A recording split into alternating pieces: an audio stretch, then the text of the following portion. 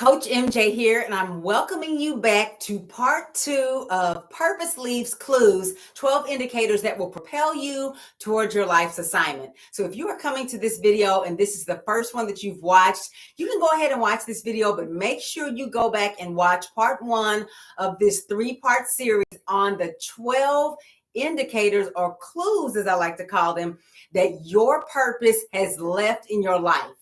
Everybody is created or born for a purpose. There is an assignment that you are to fulfill in life. You're not required to fulfill it, but if you want to feel fulfilled, if you want to feel satisfied with your life, if you want to experience the abundance, the flow, the energy that you were born to experience, then you need to be pursuing your purpose. And so that's what this series is about.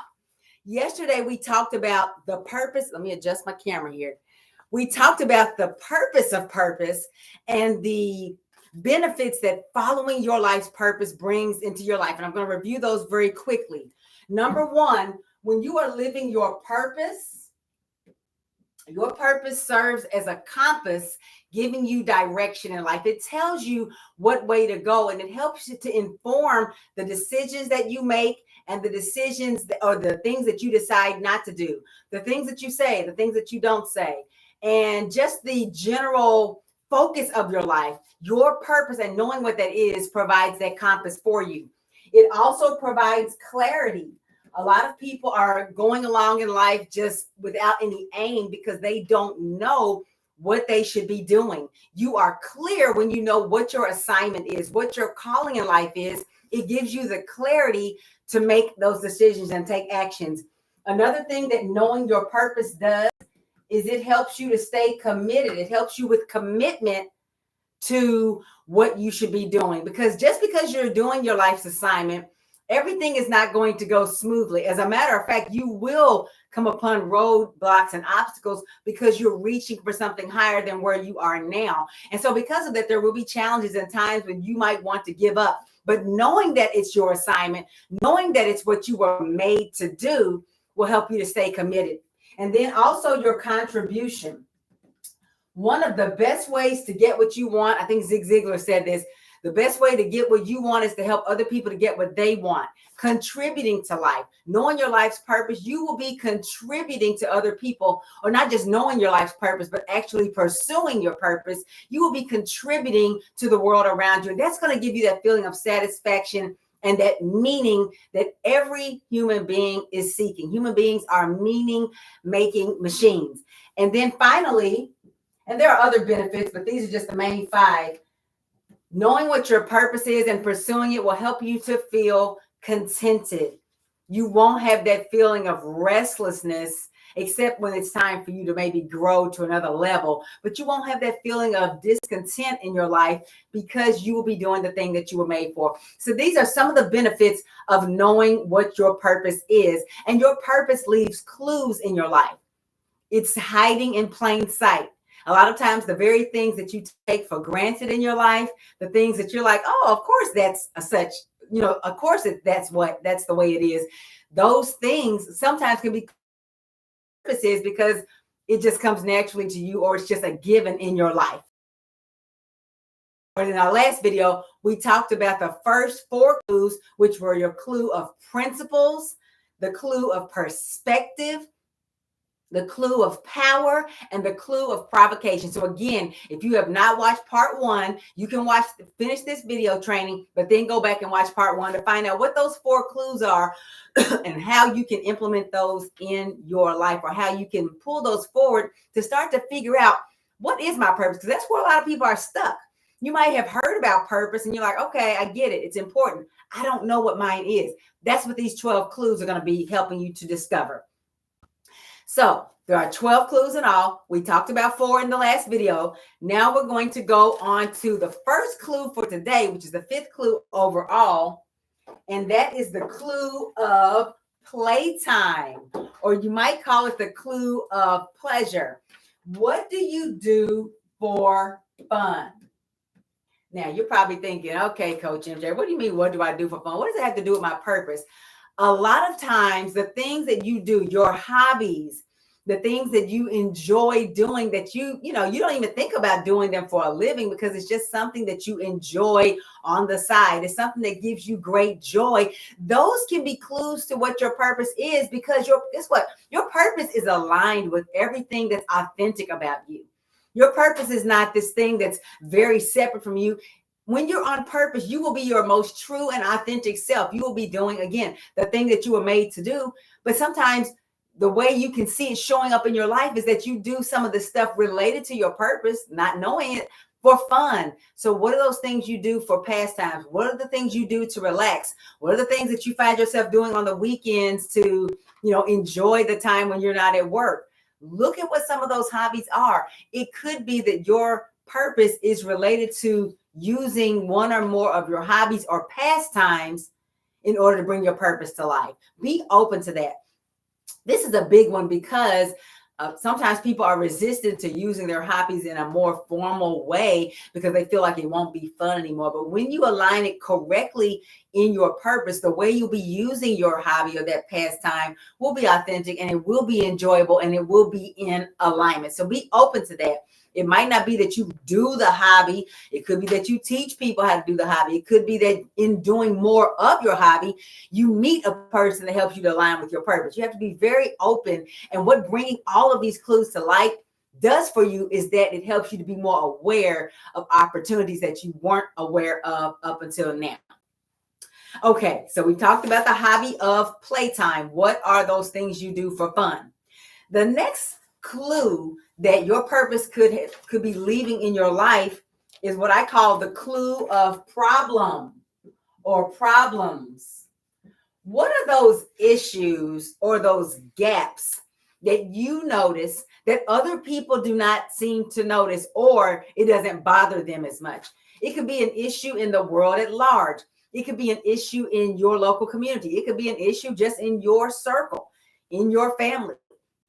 It could be an issue that you see on the job. It could be an issue in your neighborhood. It could be an issue with a particular sphere of life, like a health issue that's coming, that comes upon people in great numbers, or maybe it's something in the financial realm or in your career.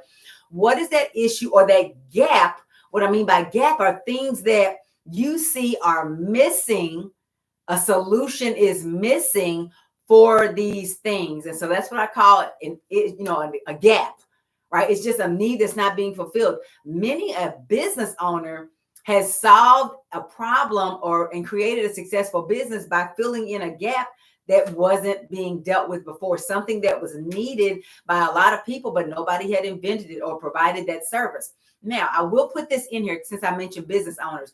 Your purpose will not necessarily translate into starting your own business. And I don't want you to think that. Often there is a business component simply because businesses are one of the main types of organizations or groups that get solutions out to the world. But don't think that you have to turn this issue or this gap into a business yourself. It could be that you become the one that's kind of the town crier that brings more attention to this issue or to this gap that's not being filled, and then somebody else fills it. We all, every organization needs a hype person. Every cause needs somebody who is championing it. So maybe your purpose is to champion a cause that somebody else is resolving the issues related to it. So be open to the problems that you see. It could be a problem in your life or just a problem that you are aware of that other people are dealing with. That's the clue of problems. And then the next clue that your purpose could be leaving in your life is the clue of productivity. So the clue of productivity what are those creative pursuits in your life? And sometimes it's related to hobbies, but not always. What are those creative pursuits that take up time in your life? Maybe it's actual art that you create. Maybe it's just something else that this is where you have to get super creative and do some thought work, right? Because only you know what's going on in your life. But what are those things that are your areas of creativity or the things that you do well? We talked yesterday about the clue of power, or in the last video about the clue of power. Those are your strengths. Your creative pursuits are often your strengths as well. But these are things that you often do well. They come from a very creative place. Maybe you are a person that comes up with ideas. Maybe there are things that you literally create. Maybe you invent things. What are those creative pursuits in your life that take up your time or that you're involved in, that if you were able to put more time towards them, because now you're on purpose and you know that's what you should be doing, you can actually delve deeper into and bring more to life. Productivity. What are the things that you are always, and it could be something in your career. It could be something you do at work, but maybe it's not the lion's share of your job, but it's the part that you love. And we're going to talk a little bit more about careers in a different clue. But those creative pursuits in your life are the things that you find yourself, I'll use as an example because it came to mind. One of my skills is being an organizer and a declutterer. There are people that are professional organizers that do it for a living. They help other people to bring order to the spaces that they're in. And that's a creative pursuit, right? I don't do that for a living. I will do that for people every once in a while, but it's not something I do all the time. But some people's purpose could be around bringing order to chaos. And you always find yourself doing that in every space that you're in. That can be a clue to what your purpose is in life, because it always keeps coming up. And then the last clue that we're going to talk about in this segment of the training is the clue of, it's another long word, the clue of preoccupation. What are those interests that consume your time? And you may have noticed that the first, third, and fourth clues that we talked about today are similar, but I break them out apart because sometimes the way we describe one, maybe this thing that is an interest that consumes your time, you don't necessarily see it as a hobby, but it's something that you put a lot of focus on. Maybe it's something that, maybe you're taking care of an aging parent, or it's something that consumes a lot of your time. It could be an interest. It could be, maybe you look up, maybe you are a historical researcher, maybe you enjoy genealogy, and it takes up a lot of your time. Think about those things that you get lost in them. When you start doing them, you look up and 3 hours has passed and you're like, where did the time go? That's the kind of stuff that we want to look at, because that's your zone of genius. So often your zone of genius is in those things that either you're so good at that you take it for granted and everybody else thinks it's difficult, but you don't find it to be difficult. It's easy for you. Or it's the thing that takes up a lot of your time and you can get lost in it and not realize it. Now, I'm not just talking about scrolling mindlessly on social media. That also can be a big time suck and you look up and hours are gone by. I'm not talking about that. Now, if you're on social media and you're doing something, that can be turned into something productive, then maybe that's a preoccupation that you could look at and say, hey, whenever I'm on social media, I find myself noticing this type of content and I study it and I look at it and say, this is something that could be done better. This is what I learned from it. These preoccupations, these productivity areas, these problems, the stuff we do in our playtime, they can be indications of what your purpose is, because your purpose, again, is hiding in plain sight, and it's going to align with what you love. So many people, unfortunately, are working jobs that they hate because they feel like they have to do what they have to do and leave this little bit of time to do what you want to do, if any at all. I believe, and a lot of the experts know this to be true, that your purpose, the thing that you were made for, is what you should be spending most of your time on, because it's the thing that you're supposed to be doing. Why shortchange yourself and only do a little bit of the gift that you're supposed to bring to the world and spend the majority of your time moving money from your employer's bank account to your bill collector's bank account? You were not created just to trade hours for dollars and pay bills. You were created to live on purpose. You were created to bring whatever your magnificent gift is to the world. And if you don't bring it, it won't be brought. I don't mean that nobody will do anything like what you're supposed to do, but your exact assignment can only be done by you, because you're the only person who is you. So don't think, well, if I don't do it, it'll be fine. They say the cemetery is the wealthiest place in the world, because that's where all of the great visions went to die. People go to their graves every day not having done that thing and living an unfulfilled life.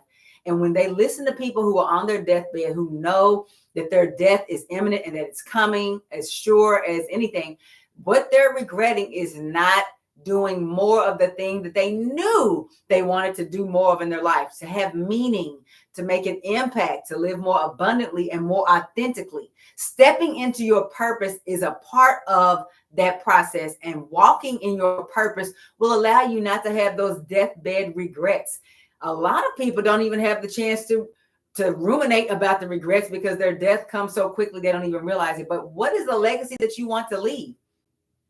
What is the legacy that you want to leave behind? That's where your purpose comes in. When people read your obituary, when your descendants or your community looks back and says, this is what this person has accomplished, whether you're still alive or not, what do you want them to be able to say? Did you realize that you can write your own obituary? That's actually an excellent exercise, is to write your obituary from some unknown future date and say the things you would want to be said about you that would be true.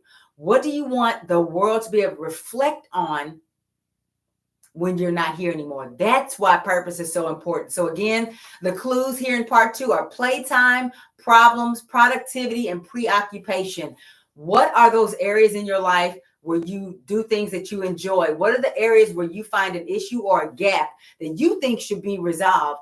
What are those areas of productivity in your life where you are doing creative things and spending time making solutions and following through on things? Those areas of productivity. And then your preoccupations. What are the interests that consume your time? Look at those time consumers, especially when they're in an area that can be helpful to other people, and say, hey, could this be what I'm supposed to be doing? And don't resist. Be open to having a purpose that has nothing to do with anything that you've ever considered doing.